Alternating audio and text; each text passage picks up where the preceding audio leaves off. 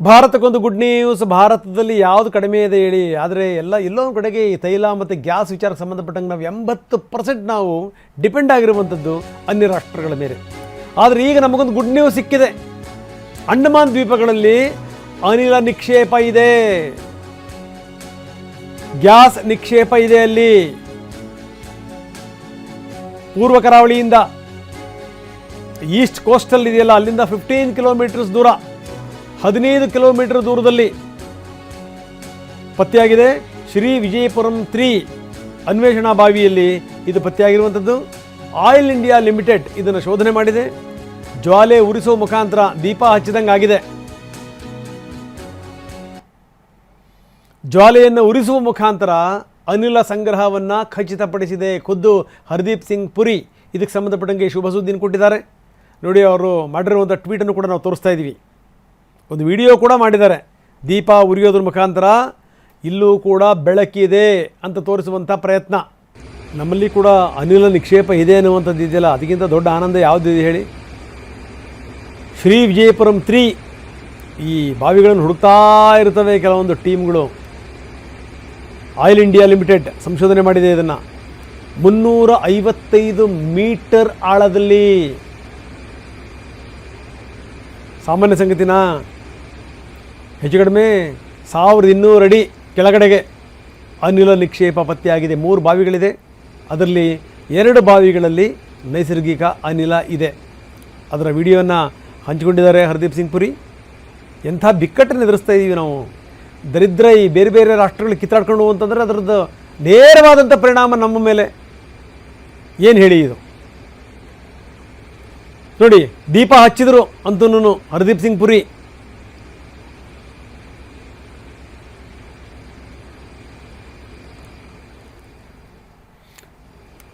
ಬನ್ನಿ, HSN ಪ್ರಕಾಶಿ ನಮ್ಮ ಜೊತೆಗೆ ಈಗ ಸಂಪರ್ಕದಲ್ಲಿದ್ದಾರೆ. ಭೂಗರ್ಭ ತಜ್ಞರು, ಅವರು ಕೂಡ ನಿರಂತರವಾಗಿ ಅಧ್ಯಯನ ಮಾಡ್ತಾನೆ ಇರ್ತಾರೆ. ಜೊತೆಗೆ ಎಲ್ಲೇ ಭೂಕಂಪದ ವಿವರಗಳಾದರೂ ಕೂಡ ನಮಗೆ ತತ್ಕ್ಷಣಕ್ಕೆ ಅದರ ವಿವರಗಳನ್ನು ರವಾನಿಸುವಂಥವ್ರು ಪ್ರಕಾಶಿ. ನಾನು ಧ್ವನಿ ಕೇಳ್ತಾ ಇದೆ ಅಂತ ನಾನು ಭಾವಿಸ್ತೀನಿ.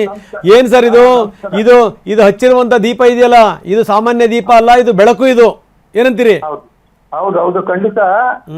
ಭಾರತಕ್ಕೆ ಶುಭ ಸೂಚನೆ, ಸ್ವಾಗತಾರ್ಹ ಸುದ್ದಿ. ವೀಕ್ಷಕರಿಗೆ ನಮಸ್ಕಾರ. ಇದು ನೋಡಿ, ಭಾರತ ನಿರಂತರವಾಗಿ ಕಳೆದ 50 ವರ್ಷಗಳಿಂದ ಪಶ್ಚಿಮ ತೀರ ಮತ್ತು ಪೂರ್ವ ತೀರಗಳಲ್ಲಿ 200 ಕಿಲೋಮೀಟರ್ ವರೆಗೆ ಏನಿದೆ ಅದು ನಮ್ಮ ಆಸ್ತಿ. 200 ನಾಟಿಕಲ್ ಮೈಲ್ಸ್ ಏನಿದೆ ಅದು ನಮ್ಮ ಆಸ್ತಿ. ಅಲ್ಲಿ ಏನೇ ಇದ್ರು ಕೂಡ ನಮಗ್ ಸೇರಿದ್ದು. ಆಯಿಲ್ ಅಂಡ್ ನ್ಯಾಚುರಲ್ ಗ್ಯಾಸ್ ಇರ್ಬೋದು, ರೇರ್ ಅರ್ತ್ ಮಿನರಲ್ಸ್ ಇರ್ಬೋದು, ಮ್ಯಾಂಗನೀಸ್ ನಾಡ್ಯೂಲ್ಸ್ ಇರ್ಬೋದು, ಆ ಖನಿಜ ಸಂಪತ್ತೆಲ್ಲ ನಮಗ್ ಸೇರಿದ್ದು. ಇದರ ಅನ್ವೇಷಣೆಯನ್ನು ನಾವು ಸತತವಾಗಿ ಮಾಡ್ತಾ ಬಂದಿದ್ದೀವಿ. ಸ್ವಾತಂತ್ರ್ಯ ನಂತರದಲ್ಲಿ ONGC ಇದೆ, ಸ್ವಲ್ಪ ಮಟ್ಟಿಗೆ ಆಯಿಲ್ ಇಂಡಿಯಾ ಲಿಮಿಟೆಡ್ ಕೂಡ ಗುಜರಾತ್ ಕ್ಷೇತ್ರದಲ್ಲಿ ಮಾಡಿದ್ದಾರೆ. ಸೊ ಇದರ ಫಲಸ್ವರೂಪವಾಗಿ ನಮ್ಗೆ ಈ ರೀತಿಯ ಹೊಸ ನಿಕ್ಷೇಪಗಳು ಕಂಡು ಬರ್ತಾ ಇವೆ. ಈಗಾಗಲೇ ಆಂಧ್ರ ಪ್ರದೇಶದ ಪೂರ್ವದಲ್ಲಿರ್ತಕ್ಕಂಥ ಕೃಷ್ಣಾ ಗೋದಾವರಿ ಬೇಸಿನ್ ಅಂತ ನಾವೇನ್ ಹೇಳ್ತೀವಿ, ನರಸಾಪುರ ಫೀಲ್ಡ್, ಅಲ್ಲಿ ಕೂಡ ಗ್ಯಾಸ್ ಕಂಡು ಬಂದಿದೆ. ಅದರ ಉತ್ಪತ್ತಿಗೆ ಪ್ರಯತ್ನ ನಡೀತಾ ಇದೆ. ಈಗ ಅಂಡಮಾನ್ ಸುತ್ತಮುತ್ತ ಇರ್ತಕ್ಕಂತಹ ಸೆಡಿಮೆಂಟರಿ ಬೇಸಿನ್ ಏನಿದೆ, ಸುಮಾರು 4000 ಮೀಟರ್ಗಳ ಜಲದ ಶಿಲೆಗಳ ಮಧ್ಯದಲ್ಲಿ ಈ ರೀತಿಯ ಗ್ಯಾಸ್ ಪಾಕೆಟ್ಸ್, ನ್ಯಾಚುರಲ್ ಗ್ಯಾಸ್ ಇರೋದು ಕಂಡು ಬಂದಿರೋದು ಬಹಳ ಸಂತೋಷದ ಸುದ್ದಿ. ಸೊ ಇದೇ ರೀತಿ ಪ್ರಕಾಶಿ, ನನ್ನ ಪ್ರಶ್ನೆ ಏನು ಅಂತಂದ್ರೆ, ಈಗ 2 ಬಾವಿಗಳಲ್ಲಿ ಈ ರೀತಿ ನಿಕ್ಷೇಪ ಇದೆ ಅನ್ನುವಂಥದ್ದು ಎಷ್ಟಿರ್ಬೋದು ಸರ್? ಎಷ್ಟಿರ್ಬೋದು? ಈಗ 355 ಮೀಟರ್ ಆಳ ಅಂತಂತಂದರೆ ಹೆಚ್ಚು ಕಡಿಮೆ 1200 ಅಡಿ ಕೆಳಗಡೆಗೆ. ಅದಿರಲಿ, ಎಷ್ಟಿರ್ಬೋದು ಸಂಗ್ರಹ? ಅದ್ರ ಬಗ್ಗೆ ಏನಾದರೂ ಐಡಿಯಾ ಇದೆ ಸರ್? ಸಂಗ್ರಹ ನೋಡಿ, ಇಡೀ ಬೆಂಗಾಲ್ ಬೇಸಿನ್ ಏನಿದೆ, ಬೇ ಆಫ್ ಬೆಂಗಾಲ್, ಆ ಬೇಸಿನ್ ನಲ್ಲಿ ಹಲವಾರು ಜಾಗಗಳಲ್ಲಿ ಬೋರ್ವೆಲ್ಗಳು ಕೊರೆಯೋದ್ರಿಂದ ಸಾಕಷ್ಟು ಗ್ಯಾಸ್ ಉತ್ಪತ್ತಿಗೆ ನೆಲೆ ಆಗುತ್ತದು, ಮೂಲ ಆಗುತ್ತೆ. ನಮಗೆ 20-30 ವರ್ಷಗಳ ಆಗುವಷ್ಟು ಗ್ಯಾಸ್ಗೇನು ತೊಂದರೆ ಇಲ್ಲ. ವಾವ್, ಏನ್ ಸರ್, ಈ ತುಂಬಾ ಆನಂದ ಆಗ್ಬಿಡ್ತಿ ಮಾತನ್ನು ಕೇಳಿ.